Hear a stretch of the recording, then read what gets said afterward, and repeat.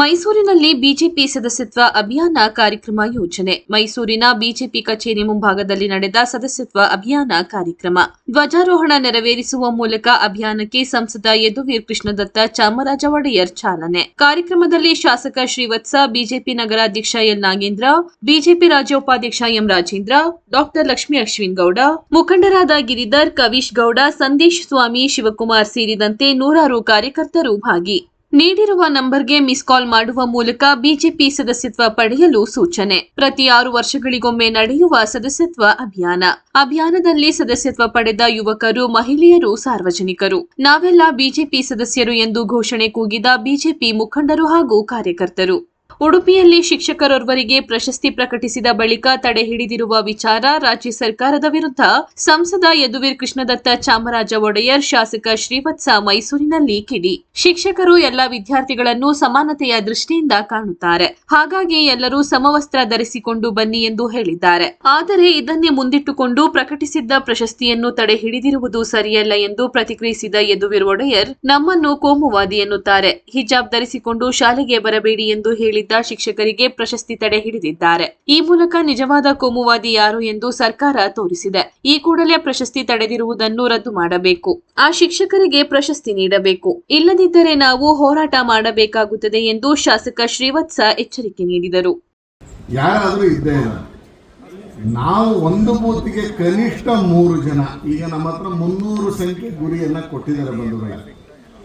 ನಾವು ಬೂತ್ ಅಧ್ಯಕ್ಷ, BLA2 ಮತ್ತೆ ಬೂತಿನ ಇನ್ಚಾರ್ಜ್ ನಾವೆಲ್ಲ ಯಾರೆಲ್ಲ ಮೈಸೂರು ನಗರದ ಪದಾಧಿಕಾರಿಗಳಾಗಿದ್ದೀವಿ, ಹಿಂದೆ ಯಾರೆಲ್ಲ ಪದಾಧಿಕಾರಿಗಳಾಗಿದ್ವಿ, ಪ್ರತಿಯೊಬ್ಬರು ಆ ಬೂತಲ್ಲಿ ಓಡಾಡುವ ಮುಖಾಂತರ ನಾವು ಓಡಾಡಿದ್ರೆ ಒಬ್ಬ ಇನ್ಚಾರ್ಜು ಅಥವಾ ಒಬ್ಬ BLA2 100 ಜನ ಮಾಡಿಸೋದೇನು ಕಷ್ಟ ಆಗೋದಿಲ್ಲ. ಆ ಹಿನ್ನೆಲೆಯಲ್ಲಿ ಬೂತಿಗೆ 300 ಅಂತ ಏನು ಟಾರ್ಗೆಟ್ ಕೊಟ್ಟಿದ್ದಾರೆ, ಅದನ್ನು ನಾವುಗಳು ನಿಂತ್ಕೊಂಡು ಮನೆಗೆ ಹೋಗಿ ಮನೆಯ ಜೊತೆಗೆ ಮತದಾರ ಪಟ್ಟಿ ಪರಿಷ್ಕರಣೆಯ ಕೆಲಸವೂ ಈ ಸಂದರ್ಭದಲ್ಲಿ ಪ್ರಾರಂಭ ಆಗಿದೆ. ಹಾಗಾಗಿ ನಾವು ಬೂತ್ಗಳಿಗೆ ಹೋಗ್ತಾ ಮತದಾರ ಪಟ್ಟಿ ಪರಿಷ್ಕರಣೆಯ ಕೆಲಸವನ್ನೂ ಮಾಡಿದ್ರೆ 2 ಕೆಲಸ ಆಗುತ್ತೆ. ಈ ಕಡೆ ಮೆಂಬರ್ಶಿಪ್ಪು ಆಗ್ತಾರೆ, ಮತದಾರರಲ್ಲಿ ಯಾರು ನೋಂದಣಿ ಆಗಿದ್ದಾರೆ, ಯಾರು ಬಿಟ್ಟಿದ್ದಾರೆ. ನಮ್ಮ ಮುಂದೆ ಬರುವಂಥ ನಗರ ಪಾಲಿಕೆ ಚುನಾವಣೆಯನ್ನು ಕಣ್ಮುಂದೆ ಇಟ್ಕೊಂಡು ನಾವು ಮತದಾರ ಪಟ್ಟಿ ಪರಿಷ್ಕರಣೆಯನ್ನು ಈ ಸಂದರ್ಭದಲ್ಲಿ ಮಾಡಬೇಕಾಗುತ್ತೆ.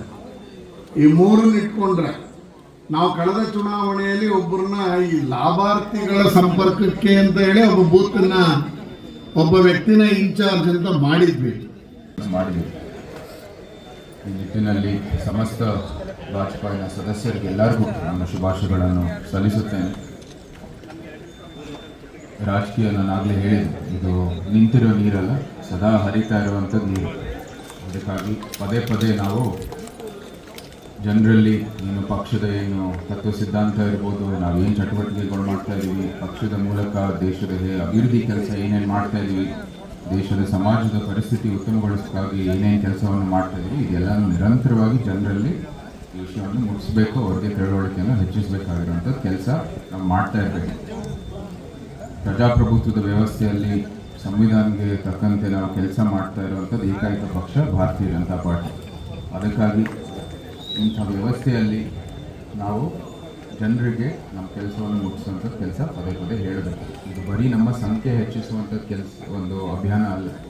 ಜನರಲ್ಲಿ ನಮ್ಮ ಪಕ್ಷದ ತತ್ವ ಸಿದ್ಧಾಂತ, ನಾವು ಯಾವ ರೀತಿ ದೇಶದ ಒಂದು ಅಭಿವೃದ್ಧಿಗಾಗಿ ದೃಷ್ಟಿಯನ್ನು ನೆಟ್ಟಿದ್ದಾರೆ ಪ್ರಧಾನಮಂತ್ರಿಯವರು, ಅದರ ಜೊತೆಗೆ ನಮ್ಮ ಬೇರೆ ಬೇರೆ ರಾಜ್ಯಗಳಲ್ಲಿ ಏನೇನು ಉತ್ತಮ ಕೆಲಸವನ್ನು ಮಾಡ್ತಾ ಇದ್ದೀವಿ, ಯಾವ ರೀತಿ ನಾವು ದೇಶದ ಹಿತರಕ್ಷಣೆಗೋಸ್ಕರ ನಾವು ಕೆಲಸವನ್ನು ಮಾಡ್ತೀವಿ, ಇದೆಲ್ಲನೂ ಜನರಲ್ಲಿ ತಿಳುವಳಿಕೆಯನ್ನು ಹೆಚ್ಚಿಸುವಂಥದ್ದು, ಕೆಲಸವನ್ನು ಮಾಡುವಂಥದ್ದು ಈ ಅಭಿಯಾನದ ಒಂದು ಉದ್ದೇಶ. ಇದಕ್ಕಾಗಿ ನಾವೆಲ್ಲರೂ ಮುಂದುವರಿಬೇಕಾಗಿದೆ. ಆಗಲೇ ಶ್ರೀಮತಿ ಲಕ್ಷ್ಮಿ ಅವರು ಭಾಳ ಸ್ಪಷ್ಟವಾಗಿ ಹೇಳಿದ್ದಾರೆ, ಇದು ಮನೆ ಅಭಿಯಾನ ನಂತರ ಯಾವ ರೀತಿ ಹೋಗುತ್ತೆ, ಪ್ರಕ್ರಿಯೆ ಏನು ಯಾವ ರೀತಿ ಮುಂದುವರಿತಾರೆ ಅಂತ ಭಾಳ ಸ್ಪಷ್ಟವಾಗಿ ಹೇಳಿದ್ದಾರೆ. ನಾವೆಲ್ಲರೂ ಇದಕ್ಕೆ ತಕ್ಕಂತೆ ಕೆಲಸವನ್ನು ಮಾಡೋಣ. ನಮ್ಮ ಕ್ಷೇತ್ರದಲ್ಲಿ ನಾವು ಏನೇನು ಮಾಡಬೇಕು ಅದು ಮಾಡೋಣ.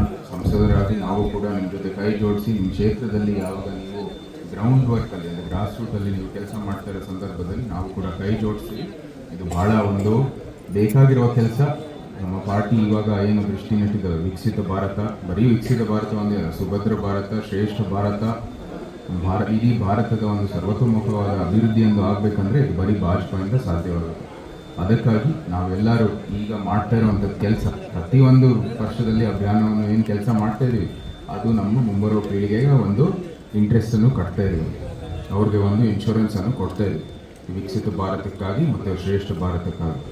ಅದಕ್ಕಾಗಿ ನಾವೆಲ್ಲರೂ ಕೈ ಜೋಡಿಸೋಣ. ಈಗಾಗಲೇ ವೇದಿಕೆಯಲ್ಲಿ ಎಲ್ಲರೂ ವಿಟಮಿನ್ ಡಿ ಅನ್ನು ಭಾಳಷ್ಟು ಆಗಲೇ ಅಬ್ಸಾರ್ವ್ ಮಾಡ್ಕೊಂಡಿದ್ದಾರೆ. ಅದಕ್ಕಾಗಿ ನಾವು ಜಾಸ್ತಿ ಮಾತಾಡೋಕ್ಕೆ ಹೋಗಲ್ಲ. ಇನ್ನು ಮುಂದೆನೂ ಕೂಡ ನಾವು ಗ್ರಾಸ್ ರೂಟಲ್ಲಿ ಹೋಗ್ತಾ ಮನೆಗೆ ಹೋಗ್ತಾ ಇನ್ನೂ ಅದು ಹೆಚ್ಚಾಗಿ ಅಬ್ಸಾರ್ವ್ ಆಗುತ್ತೆ. ಒಳ್ಳೆಯದೇ, ಎಲ್ಲರಲ್ಲೂ ನಾವು ಡೆಫಿಷಿಯನ್ಸಿ ಇದ್ದೇ ಇದೆ. ಸೊ ಅದಕ್ಕಾಗಿ ಅಲ್ಲಿ ನಾವು ಹೆಚ್ಚಾಗಿ ನಮ್ಮ ಪರಿಶ್ರಮವನ್ನು ಕೊಡೋಣ, ಮಾತಾಡೋದು ಕಮ್ಮಿ, ಕೆಲಸ ಜಾಸ್ತಿ ಮಾಡೋಣ ಅಂತ ಹೇಳ್ತಾ ಮತ್ತೊಮ್ಮೆ ನಮ್ಮ ವಾಜಪೇಯಿನ ಸಮಸ್ತ ಸದಸ್ಯರಿಗೆ ಹೃತ್ಪೂರ್ವಕವಾದ ಶುಭಾಶಯಗಳು. ಜೈ ಹಿಂದ್, ಜೈ ಕರ್ನಾಟಕ.